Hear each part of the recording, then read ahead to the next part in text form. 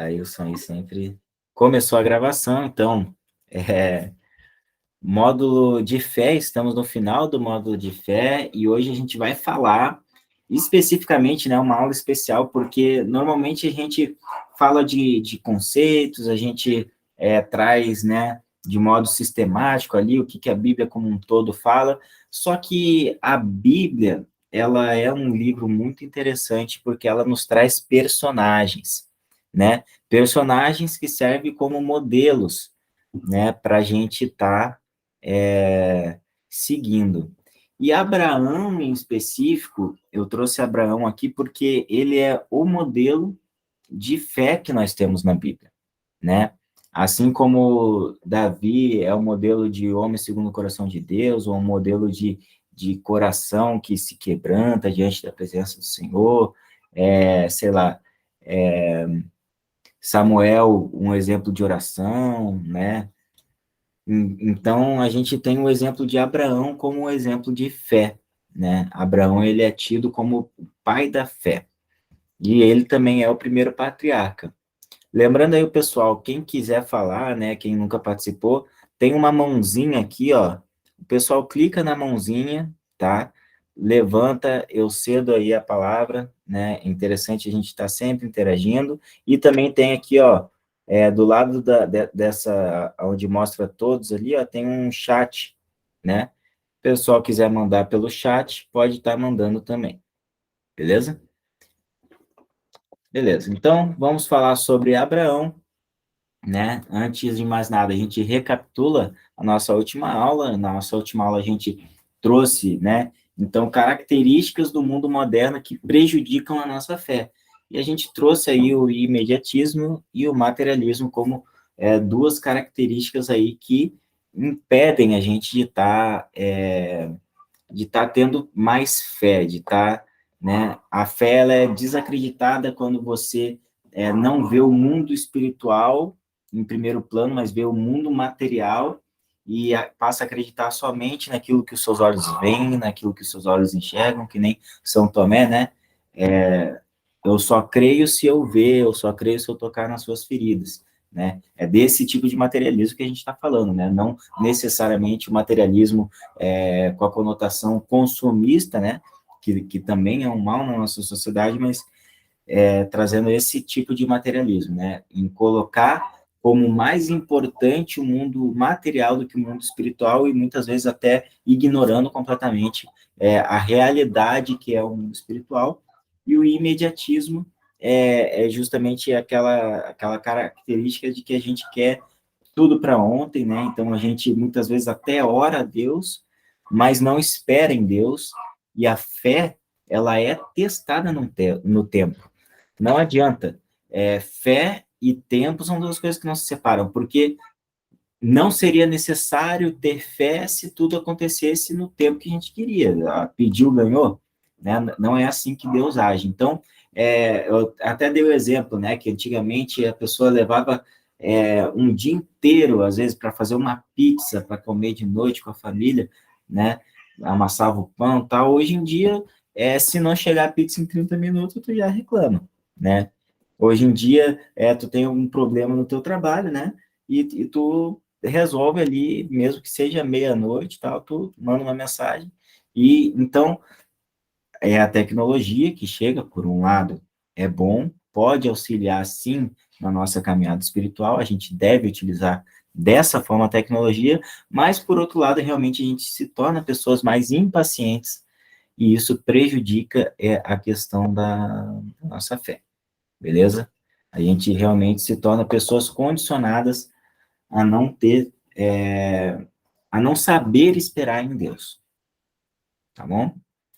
Então, vamos começar então com a história de Abraão. Quero que vocês estejam com a Bíblia aí perto de vocês, é essencial, né? Já como vocês provavelmente estão com o computador aberto aí, estão com o celular, né? Muitas vezes a melhor maneira realmente de tá no mergulhando na palavra é com a Bíblia aberta do lado ali, sentado numa mesa, pode estar comendo aí com a família, pode estar assistindo com a família, né? Vamos abrir então em Gênesis 12, de 1 a 4, e quiser ler aí, em primeiro pode levantar a mão, tá? Levanta a mão aí, vai abrindo o microfone. Gente, vai lá, Ellen, tá contigo.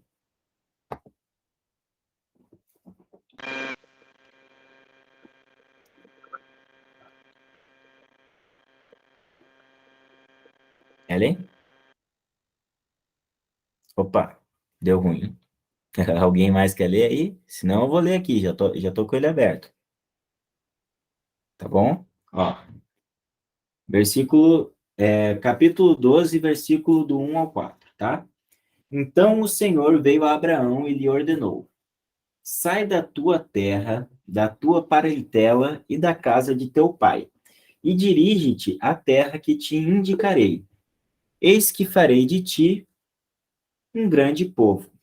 Eu te abençoarei, engrandecerei o teu nome e serás tu uma bênção. Abençoarei os que te abençoarem, amaldiçoarei aquele que te amaldiçoar. Por teu intermédio, abençoarei todos os povos sobre a face da terra. Então partiu Abraão como orientara o Senhor, e Ló o acompanhou. Abraão tinha 75 anos de idade quando saiu das terras de Harã, tá? Então, gente, Ellen, fica tranquila, tá? Acontece tecnologia, tá? Na próxima aí tu lê, fiquem com as Bíblias abertas em Gênesis, que a maior parte vai ser Gênesis, vai ter um pouquinho ali que vai ser em Hebreus, tá? Contexto histórico, gente. Então, olha só, já haviam se passado 300 anos desde o dilúvio. Sabe uma curiosidade interessante que eu sou assim, né? Eu gosto muito de estar investigando as coisas da Bíblia. Cara, no capítulo anterior, no final ali, tem falando com quantos anos cada pessoa teve o filho, né? E vai traçando a genealogia, né? Tem gente que acha a genealogia chata na Bíblia, na Bíblia. Mas eu acho muito interessante. Eu comecei a calcular aqui e descobri, vocês não vão acreditar, eu descobri que Noé, ele estava vivo quando Abraão nasceu. Tá na Bíblia, cara.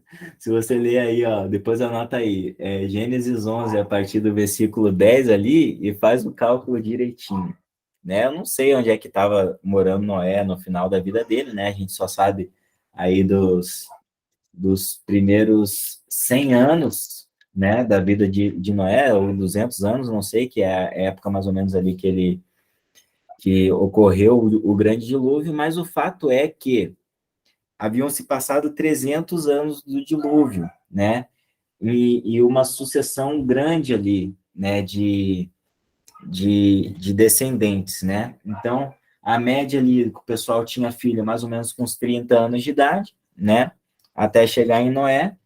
Então, digamos que Abraão não conhecia Noé, né? Por que eu afirmo que ele não conhecia? Porque o pai dele, Arã, ele já não cultuava a Deus, né? Então, o pai de Abraão, ele cultuava outros deuses. Isso aí é sabido, né? Ele tinha imagens, inclusive, que Abraão, ele quebra essas imagens. Ó, Noé estava vivo, então, quando aconteceu aquilo da Torre de Babel.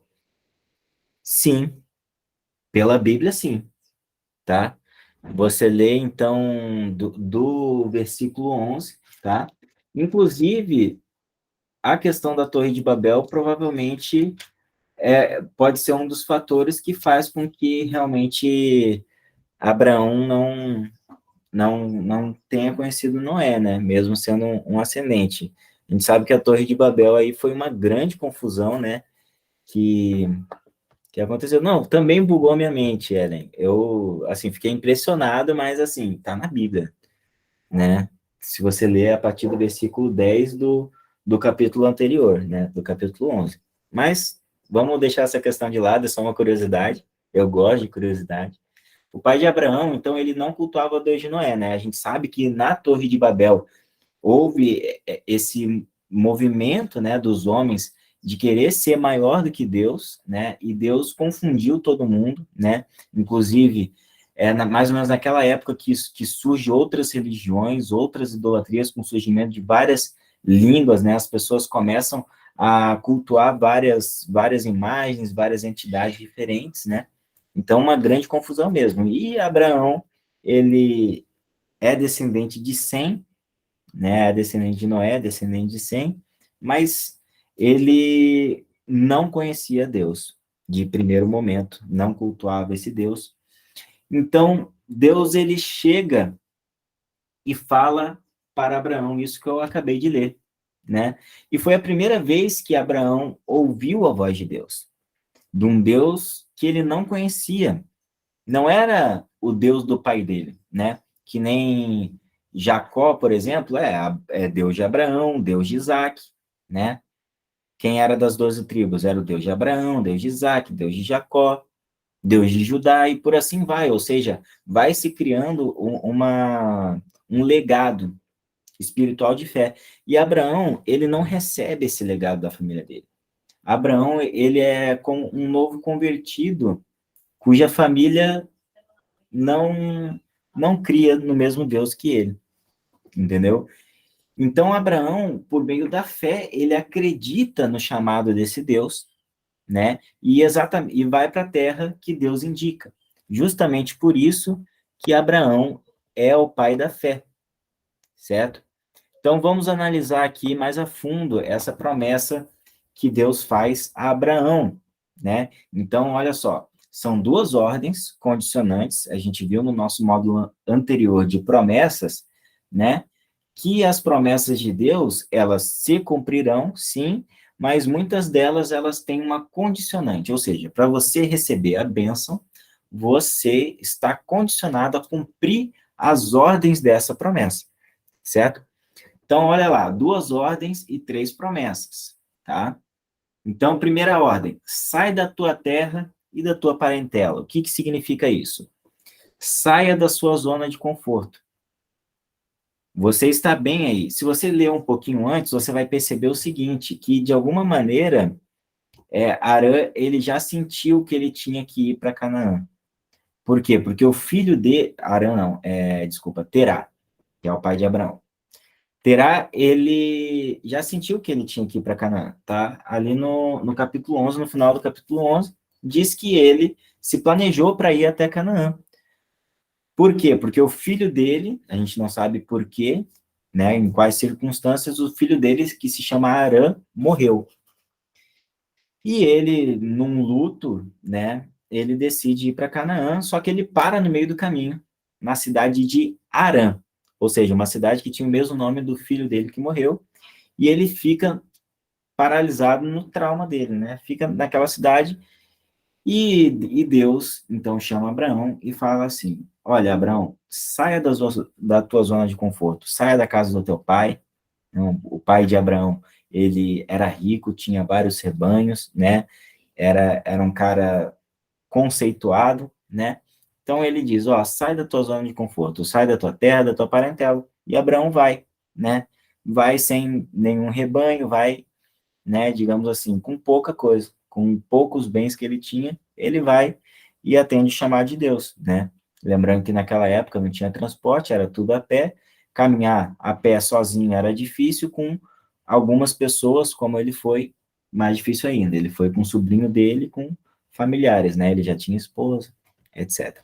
Tá, pessoal? Quiser levantar a mão, falar alguma coisa, pode levantar aí, tá? Segunda ordem, dirige-te para a terra que te indicarei. Ou seja, siga a direção de Deus. Não simplesmente saia da tua zona de conforto, mas vá para o caminho indicado, vá para a direção certa. Não adianta você sair do mal, sair do conforto, sair do mal, sair da paralisia espiritual se você não caminhar em direção à terra que Deus te indicar, ao caminho que Deus te indicar. Então, sair, né, é o primeiro passo, mas ir para a direção correta é o segundo, que é condicionante também. Abraão, ele não receberia as bênçãos que ele recebeu se ele não cumprisse essas duas ordens, tá? Aí vem as promessas. Quais são as promessas? farei de ti um grande povo. Primeira promessa. Serás uma bênção, né? Deus estende uma bênção tão poderosa para Abraão que ele diz assim, ó, você vai ser tão abençoado que eu vou abençoar todo mundo que te abençoar e vou amaldiçoar todo mundo que te amaldiçoar. Certo? E isso, tá? É uma coisa que vale para Abraão e vale para os descendentes de Abraão, né? Todo mundo que amaldiçoa um descendente de Abraão, né? Ele é amaldiçoado também, né? Então é uma promessa extensiva, né?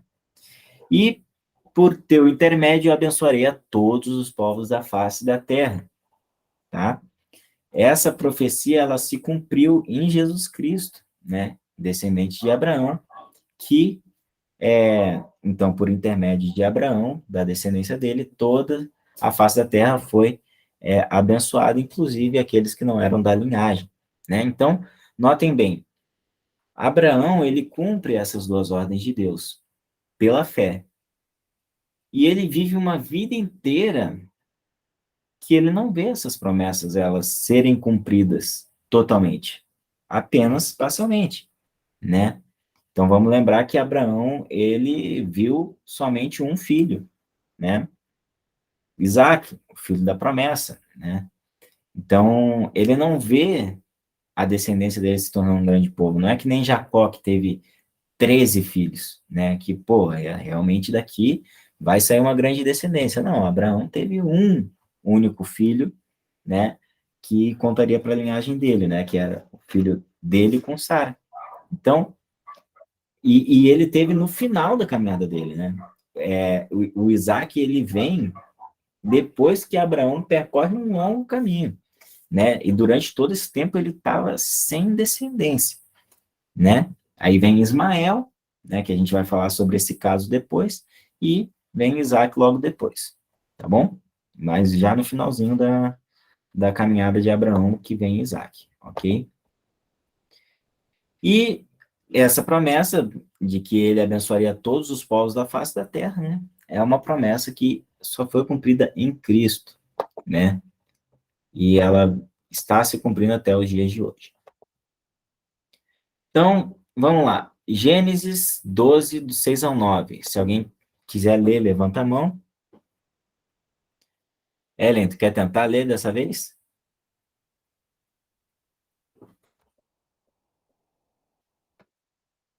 Pessoal, que não... Sim. Pode ler, então. Vocês estão me ouvindo? Eu tô. Tá. Gênesis 6.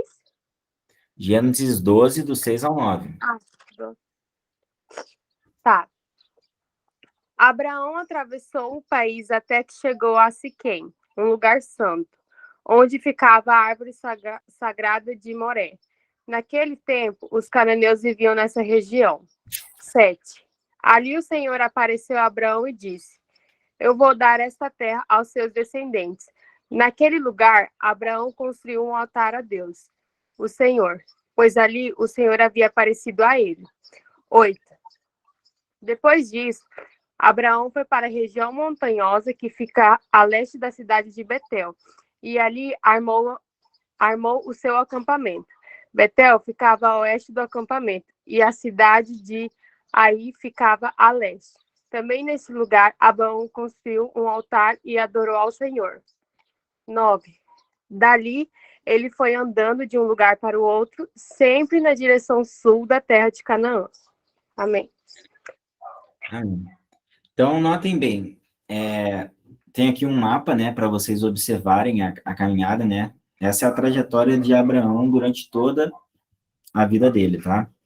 Então, vocês notem que ele recebeu, né, o chamado de Deus, que indicou a terra, e ele vai em direção à terra prometida e começa a caminhar pela terra prometida. Deus vai falando com ele, Deus vai abençoando a descendência dele, né, afirmando aí as promessas sobre a vida de Abraão.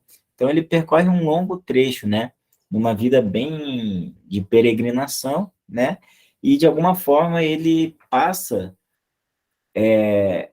por toda a terra, né, com o pé no chão, né, por onde Deus vai aonde Deus vai dar a descendência dele futura, né? Então vamos lembrar, Abraão, ele era simplesmente um estrangeiro naquela terra, né?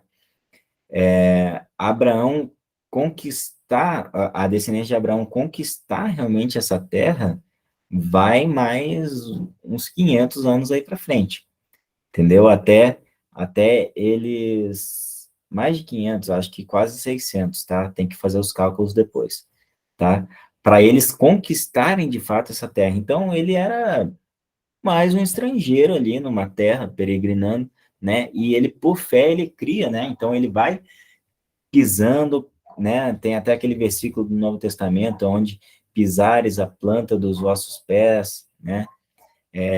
Eu darei como herança. Então, Abraão, ele deu esse passo de fé, ele foi caminhando, né, pela terra prometida, aonde ele parava, ele edificava um altar ao Senhor, ele fazia os seus sacrifícios, né? Então, o que ele fez ali foi profético, né? Ele estava afirmando que aquela terra pertencia ao Senhor, né? Nós devemos fazer isso também, né? Quando a gente, né, recebe um direcionamento de Deus, que a gente quer um emprego, né? Então eu já escutei testemunhos, né, até igrejas que estavam abrindo que iam lá no local e oravam, ó, vai ser aqui, pisava e ungia o local e, sei lá, um mês depois o preço do aluguel diminuía, possibilitava a igreja, né? Isso aconteceu muito. Aí até mesmo a nossa igreja atualmente, o local onde ela está, né?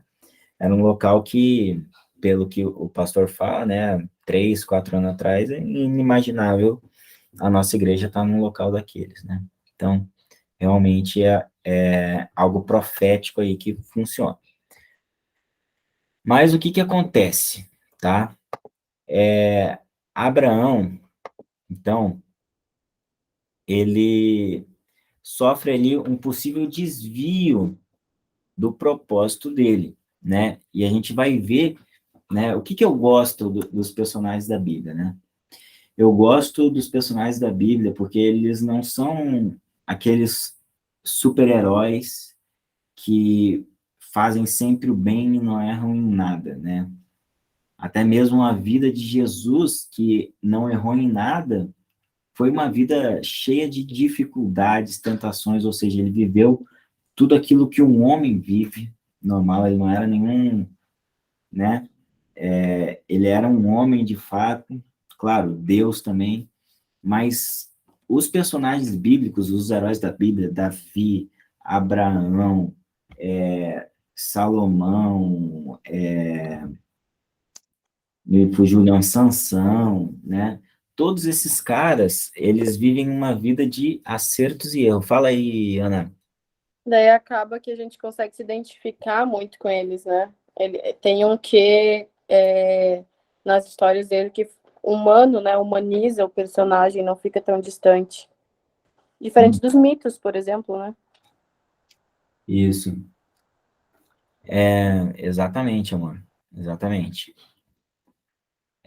Então, os personagens bíblicos, eles são assim. E eu botei aqui, tá errado aqui, Gênesis 12, 6-9, a gente já leu, né? Mas é Gênesis 12, 10, tá?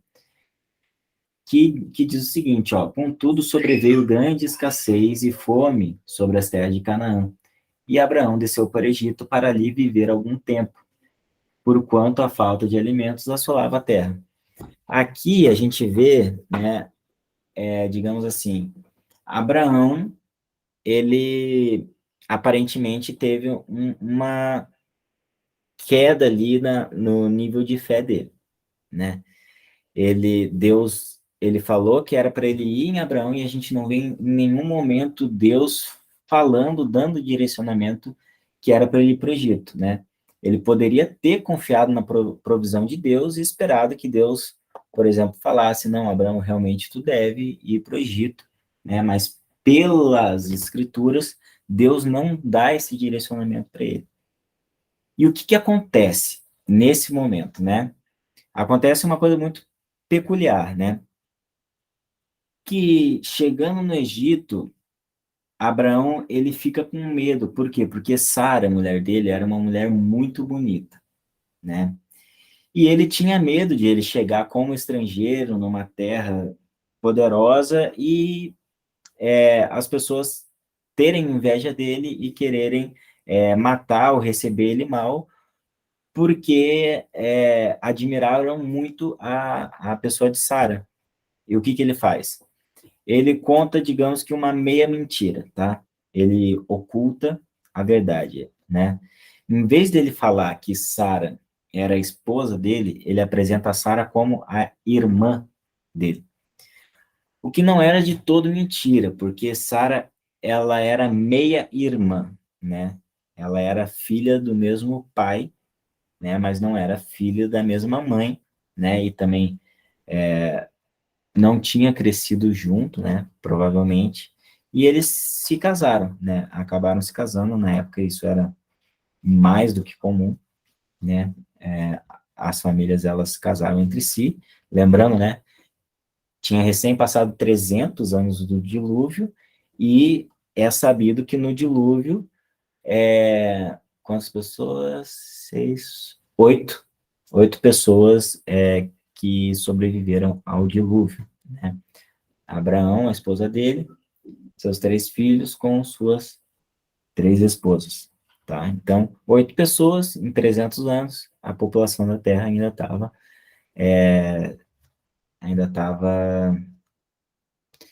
nascendo, e é exatamente por isso, né, que antigamente as pessoas viviam tanto tempo, né?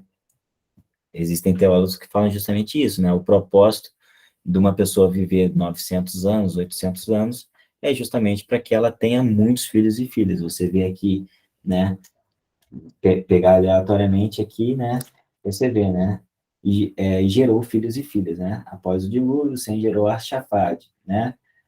Sem viveu mais 500 anos e gerou filhos e filhas. Então, esse gerar filhos e filhas é justamente essa multiplicação da humanidade na face da Terra, né? Então, vamos lá. Então, Abraão volta para Canaã, né? Depois disso, o que que acontece, tá? Só para o faraó se interessa realmente pela mulher de Abraão, toma a mulher de Abraão como sua mulher, só que Deus, ele então amaldiçoa o faraó e, e revela a faraó de que ele está sofrendo aquelas coisas porque Sara, na verdade, é a esposa de Abraão. O faraó, ele fica com medo desse Deus, né? Fica chateado com Abraão por Abraão ter ocultado, mas ele dá rebanhos a Abraão e fala assim, ó, vaza daqui. É quase que Deus direcionando Abraão a voltar para onde ele tem que voltar para onde ele tem que estar. Então você vê como que Abraão, ele meio que se desviou, caiu na fé dele, no momento em que ele deixa de acreditar em Deus, ou seja, deixa de estar na terra onde ele deve estar, vai para uma terra estrangeira, onde ele não seria bem recebido. Por causa disso, e com falta de fé também, ele mente acerca da esposa dele, né? E ele quase que acaba com a família dele ali, né?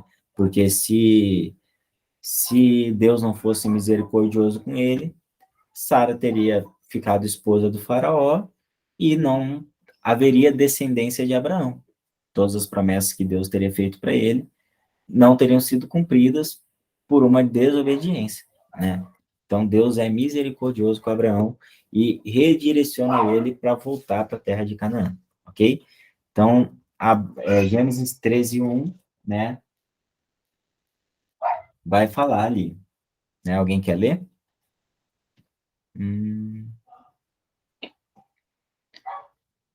Gênesis 13:1 diz: Do Egito, Abraão com sua mulher e tudo que possuía subiu em direção ao sul de Canaã, e Ló, seu sobrinho, foi com ele, né? Então, até esse momento, Ló está junto, né? Fechado com Abraão.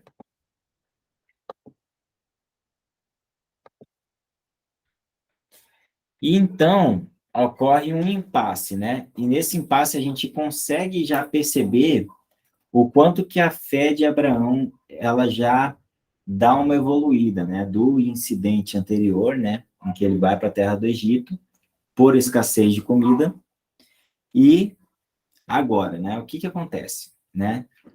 Ló e Abraão, eles começam a ter muitos rebanhos, né? Começa a crescer a população ali, né? Começa os filhos, né? Os servos, os empregados começam a ter filhos, aquela população vai crescendo e começam a ter muito rebanho. Tanto rebanho que já não dava para os dois rebanhos, tanto de Abraão quanto de Ló, se alimentarem na mesma terra, né? Porque era muito rebanho mesmo. Então começa a ter esse impasse, eles começam a brigar, e Abraão, ele fala o seguinte, ele fala, ó, a situação está insustentável, né? Vamos fazer o seguinte, para o bem da nossa família, para a gente não ficar brigando, faz o seguinte, você olha para a terra ao redor de você, escolhe qual pedaço de terra é o melhor e vai para aquele pedaço de terra, né? Escolhe o teu pedaço de terra que eu fico com o outro. Se você for para a esquerda, eu vou para a direita. Se você for para a direita, eu vou para a esquerda. E a gente resolve esse impasse aí, né? E o que acontece? Ló olha para a terra e vê com seus próprios olhos, né? Então, de novo, essa característica materialista de acreditar no que os seus olhos veem, não acreditar naquilo que Deus falou, que Deus prometeu, né? Então, ele olha para Sodoma e vê uma cidade extremamente atraente, com paisagens verdes, com o melhor que há da terra, e escolhe justamente migrar para aquela região de Sodoma. E Abraão, né? Eu estou falando Abraão, né? Por costume, mas o nome dele ainda é Abrão, né? Deus ainda não mudou o nome dele, tá?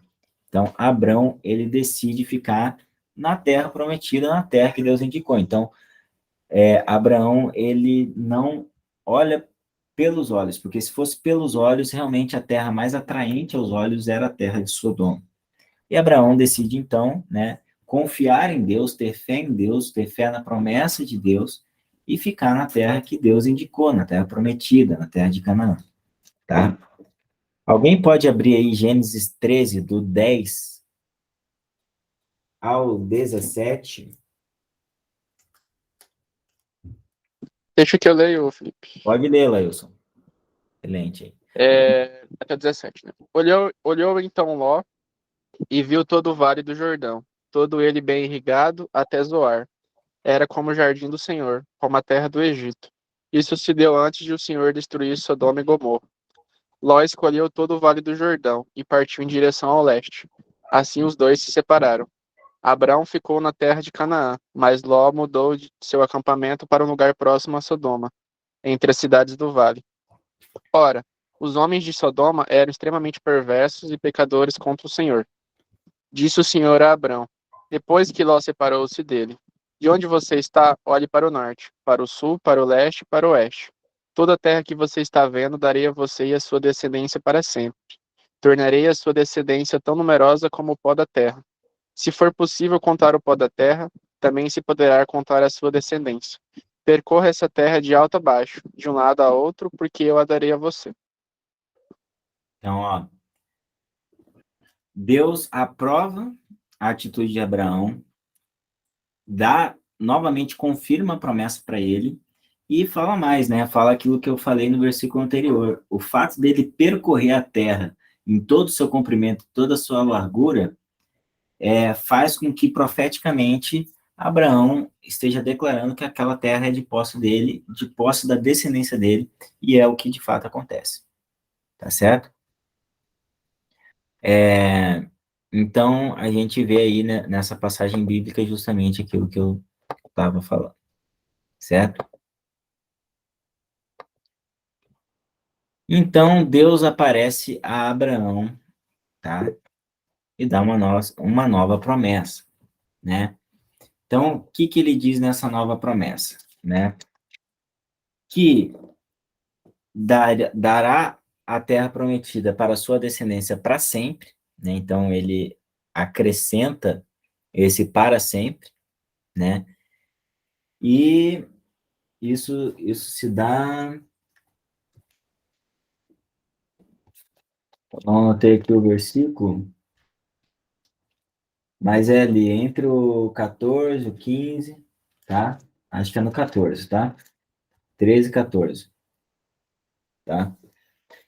E, é, e promete a ele uma descendência enorme como os grãos de areia e as estrelas do céu, né? Então, vamos lembrar aqui, né, novamente, Abraão, ele não vê essas promessas cumpridas na vida dele, tá? Ele somente tem fé, né, nas promessas, mas ele não vê, não vai conseguir ver. É uma promessa que é impossível dele ver, mas ele crê e continua e prossegue na missão dele, certo? E aqui tá algo muito interessante, tá? É algo que eu quero que vocês prestem atenção, né? Quem já ouviu aí falar da Melquisedeque, a ordem de Melquisedeque, né? Muita gente, quando lê, às vezes acaba passando meio desapercebido, ou até lê e não entende muito o que que isso significa, né? Mas no Novo Testamento a gente consegue ter uma visão do que de quem que é Melquisedeque e de quem que é, o que que é essa ordem de Melquisedeque, tá? Então, o que que acontece? Resumindo a história para vocês, tá? 5 reis daquela região entram em guerra e ocorre a famosa Guerra dos 5 Reis, né? E dentro dessa guerra, há o sequestro de Ló, né, e sua família. E quando Abraão fica sabendo, ele reúne 300 e poucos homens ali, entra nessa guerra para pegar Ló de volta, né? Consegue resgatar Ló, né? Lembra, mesmo tendo tido um impasse com Ló, né? Abraão ele não abandona sua família. Ele ama ainda Ló, ele vai lá, resgata Ló, né?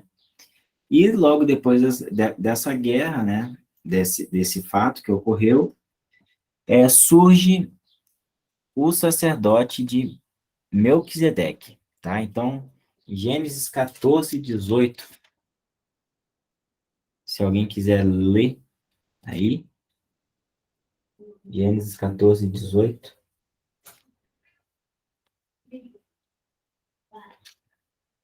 A gente pode ler do 18 até o... Pode ser até o 23. Gênesis 14, do 18 ao 23. Quem lê aí para mim? Pode ler, Célio. Tá contigo a palavra. Bom dia. Bom dia. E Melquisedeque, que era rei de Salém e sacerdote do Deus Altíssimo, trouxe pão e vinho. Melquisedeque abençoou Abrão, dizendo: Abrão, seja abençoado pelo Deus Altíssimo, que criou o céu e a terra. Seja louvado Deus Altíssimo, que entregou os inimigos de você nas suas mãos. Aí Abrão deu a Melquisedeque a 10ª parte de tudo o que havia trazido de volta. Perdão, o Felipe, até o 23? Até o 23. Depois o rei de Sodoma disse a Abrão: Fique com as coisas e me devolva somente as pessoas. Mas Abrão respondeu: Eu levanto a mão diante do Senhor, o Deus Altíssimo, Criador do céu e da terra, e juro que não ficarei com nada do que é seu, nem um fio de linha ou uma tira de sandália. Assim você nunca poderá dizer: Eu fiz com que Abrão ficasse rico. Certo. Show de bola, né? Então, o que que a gente vê nesse versículo, né? Nesses versículos, né? Primeiro é esse Melquisedeque. Quem que é Melquisedeque? A princípio, não sabemos. Quem lia, né, a Bíblia não sabia. Por quê? Porque ele fala que ele é um sacerdote do Deus Altíssimo, ou seja, mas ele não fala na Bíblia dele da onde que ele vem, quem que ordenou ele sacerdote, né? Ele simplesmente aparece como uma figura misteriosa, né? Só que rei de Salém, Salém, né? Para quem já escutou, né? Shalom em hebraico, né? significa paz, né? Que a paz esteja com você, Shalom. E Salém tem a mesma etimologia, né? Então, rei de Salém significa rei da paz, o rei da justiça, né? Lembrando que justiça é justamente aquilo que traz a paz, né? Então, rei da justiça, rei da paz. Então, chega o rei da paz, o rei da justiça, né?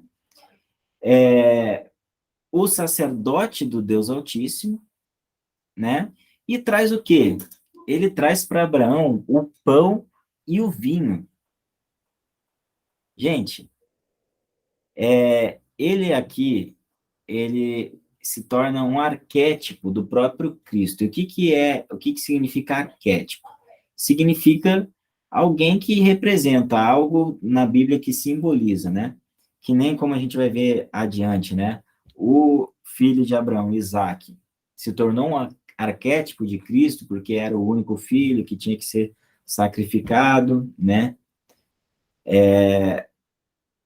Melquisedeque, ele é um arquétipo de Cristo, sendo que existem alguns teólogos, vários teólogos, que defendem que Melquisedeque era, na verdade, o próprio Cristo. Ou seja, a gente vê na Bíblia, né, que, óbvio, Jesus Cristo nasceu, né, mais ou menos há 2000 e poucos anos atrás, né, ele nasceu, ele veio ao mundo nascido de uma mulher. Mas a própria Bíblia diz que antes mesmo, né, que, que, que houvesse mundo, Jesus Cristo já tinha sido morto pelos nossos pecados. Ou seja, Cristo sempre existiu com Deus na eternidade, né? E ele é atemporal. Então, chega esse sacerdote, que alguns teólogos defendem que é o próprio Jesus Cristo, faz essa atitude característica de Jesus Cristo, né, que é dar o pão e o vinho, certo? E interessante que Abraão, ele realmente, se você ler, e Abraão, ele é alguém que acredita no Deus Altíssimo, ele reverencia, né?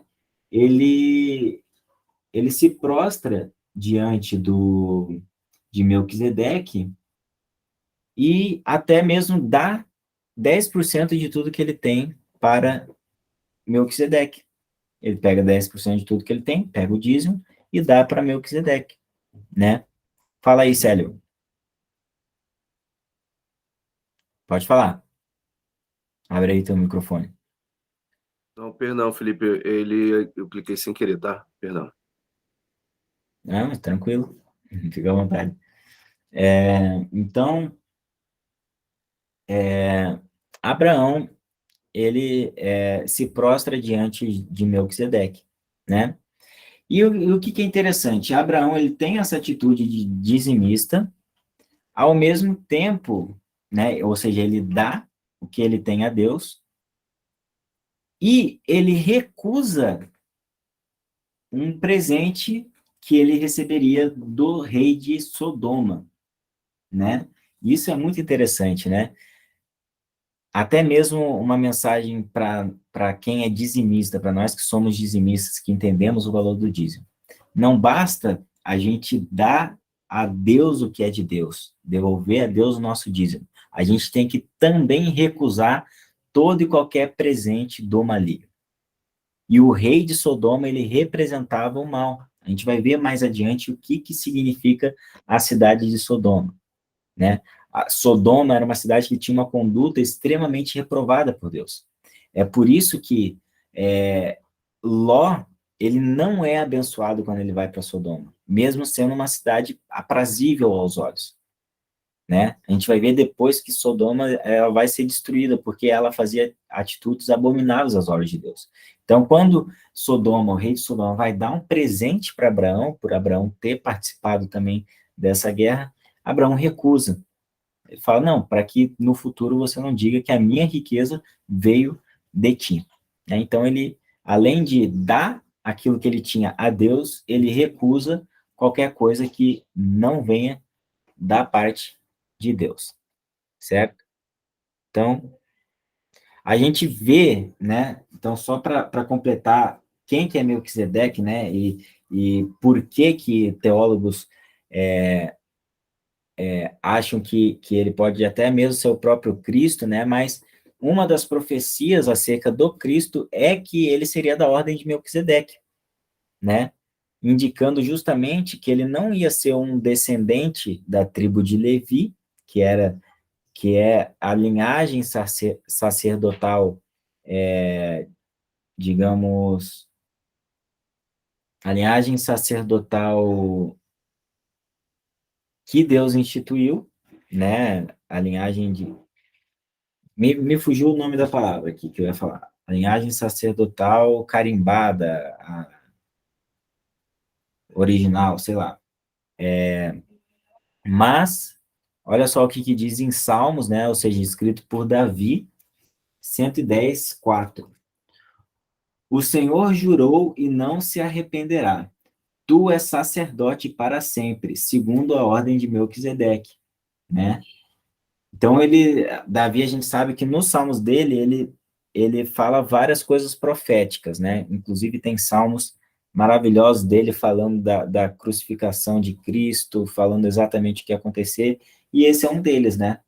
Tu és sacerdote para sempre, segundo a ordem de Melquisedeque. Ou seja, Jesus, assim como Melquisedeque, não vem de uma linhagem sacerdotal, né?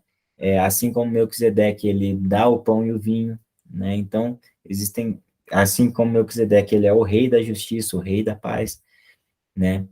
Então, é isso que quer dizer aí essa profecia. E a gente tem essa confirmação também no Novo Testamento, em Hebreus. Alguém tá com Hebreus já aberto, já pode mandar bala aí, ó. Hebreus 6:20. Se alguém tiver aí com Hebreus aberto, enquanto isso eu vou abrindo aqui. Hebreus 6:20.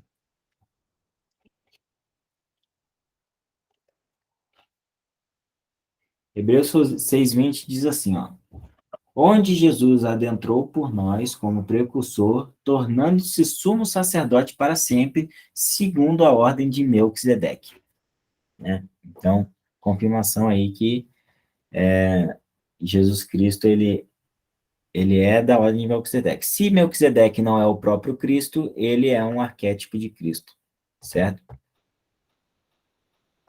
Beleza.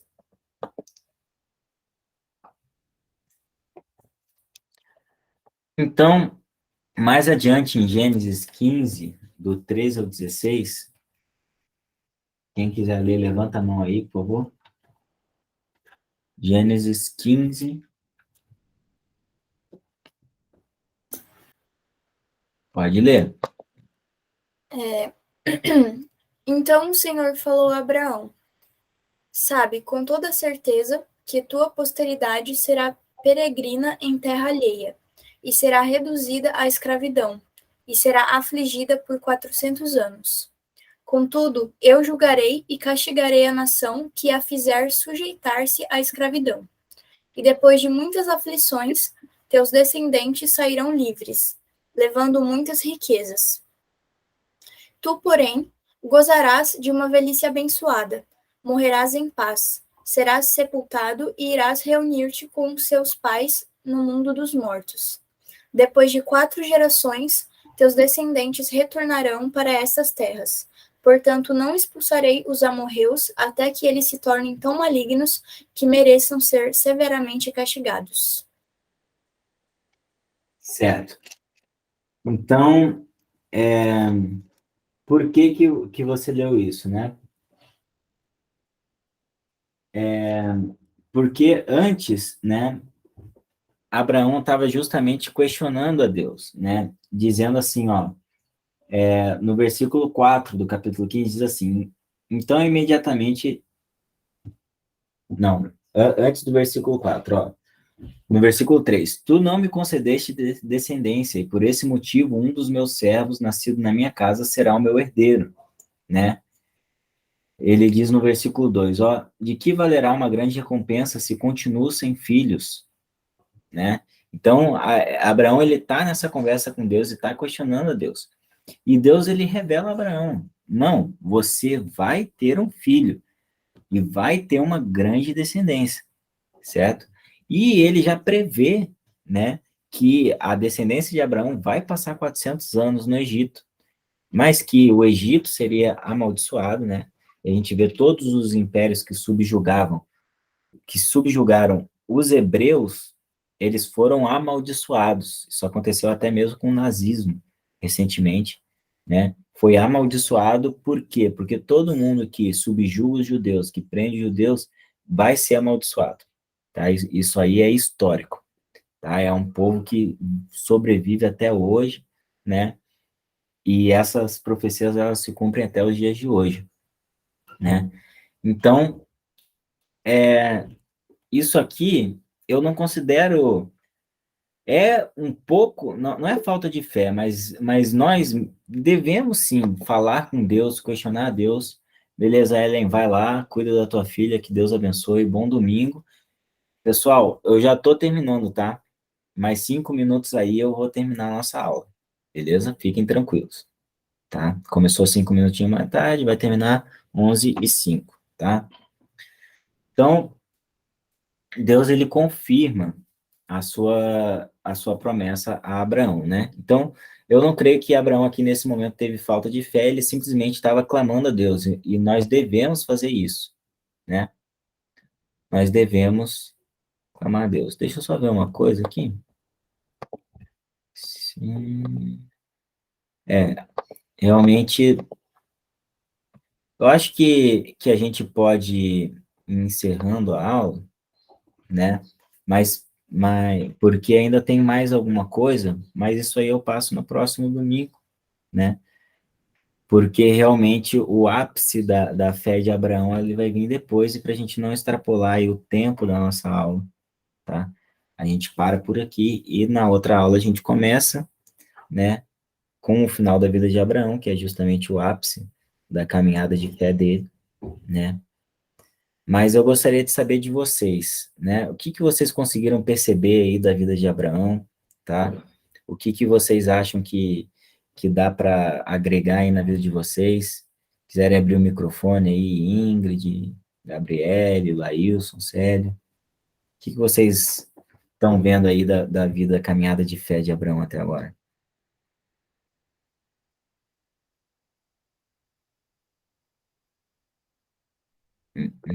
Fala aí, Laílson. Eu acho que Abraão ele foi muito obediente, assim, dentro do possível, assim, e naquela época dele não era muito fácil, né? Hoje a gente conhece Jesus, a gente conhece toda a história. Para quem estava começando numa época que, tipo, nem o pai dele adorava a Deus, era difícil, sabe? Então ele É, teve confiança ali. até mesmo depois de Moisés já tinha as Sagradas Escrituras, né? Naquela Sim, época de sim. Abraão nem mesmo isso tinha. Ser Mas o precursor de algo é sempre mais difícil, né? é verdade, é verdade. Fala aí, Célio. E é uma coisa que a gente até ouve até com mais frequência, né? Até em alguns louvores a gente observa é que você na realidade você não precisa estar vendo, né? O que você precisa de verdade é você crer, né? E Abraão ele não viu, né? Realmente, e Deus cumpriu as promessas na vida dele, né? Então às vezes na vida a gente aguarda, vem, aí volta para aquela questão do imediatismo, a gente quer tudo na hora, né? E a gente precisa aprender a trabalhar um pouco mais a fé, né? Esperar e confiar um pouco mais no Senhor. Acho que às vezes falta isso para os homens. É verdade, é verdade.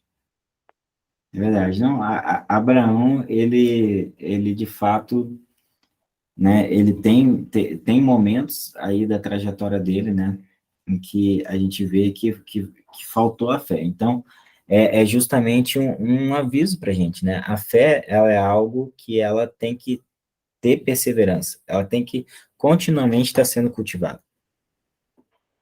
A gente, na nossa própria caminhada, vai ver, vai ter momentos que a gente está com muita fé, né? E vai ter momentos que a gente vai dar uma titubeada, mas isso é normal. Medley, foi uma benção assistir tudo na fila de votação. Caramba, vai entrar agora. Nossa, essa fila tá grande, hein? Gente, Deus abençoe a todos, tá? Vamos votar, né, hoje, né? Vamos votar com consciência. Até mesmo o último slide ali eu tinha colocado justamente isso. Ó, vou mostrar aqui para vocês, ó. Ó, votem com consciência e até o próximo domingo, gente. Deus abençoe a todos, tá bom? Valeu, gente. Tchau, tchau. Tchau. Bom domingo aí. Abençoe. Felipe, hoje tem culto normal. Hoje tem culto, normal. Vamos estar ali adorando a Deus e, assim, esperando o resultado aí, que deve sair mais ou menos no horário do culto. Vai ser... Vamos orar. Tá? Amém. Um culto normal. Tá bom? Um abraço, até mais tarde. Oi, pessoal. Até mais.